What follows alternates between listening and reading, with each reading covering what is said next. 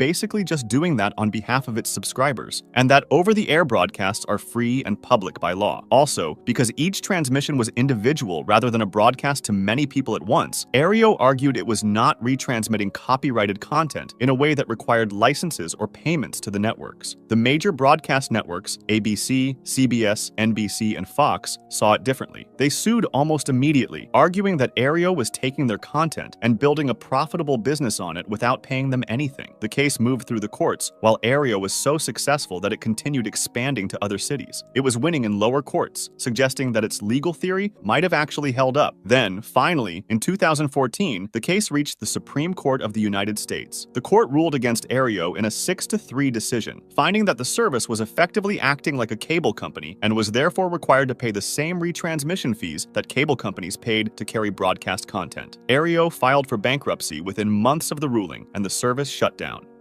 The Concorde.